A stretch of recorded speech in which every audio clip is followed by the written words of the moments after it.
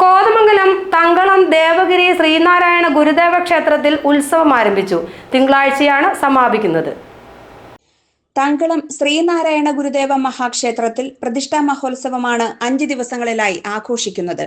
തന്ത്രി നിമേഷ് കൊടിയേറ്റി.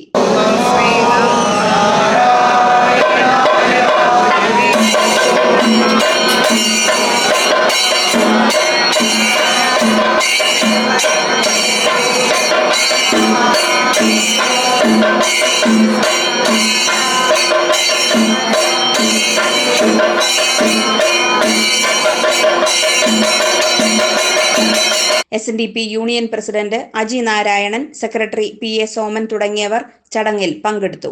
പടിപൂജയും ഉണ്ടായിരുന്നു. 2ാം ദിവസം VK സുരേഷ് ബാബു ആത്മീയ പ്രഭാഷണം നടത്തി. തുല്യമായിട്ട് ഇങ്ങനെയുണ്ട്.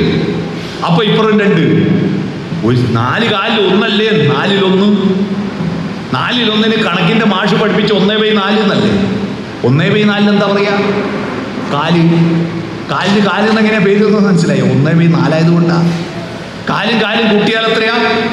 അര. ഇതെന്റെ ഒരു കാല് പ്ലസ് മറ്റേ കാല്, ഇതല്ലേ അര. അങ്ങനെയാ വന്നത്. ഞാനിന്ന് ഉടുപ്പി റെസ്റ്റോറൻറ്റ് ദോശ തിന്നു. ദോശക്ക് എങ്ങനെ ദോശ എന്ന് പേര് വന്നു? ദോ എന്ന് പറഞ്ഞാൽ ഹിന്ദിയിൽ 2 ആണ്. തട്ടിൽ ഒഴിക്കുമ്പോൾ ഒരൊച്ച പേര്, മറിച്ചിടുമ്പോൾ ഉണ്ടാവും ഒച്ച.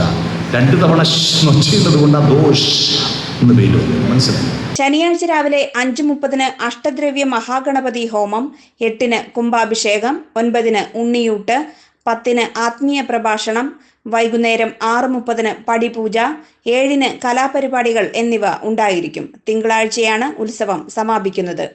GTV news, Thankalam.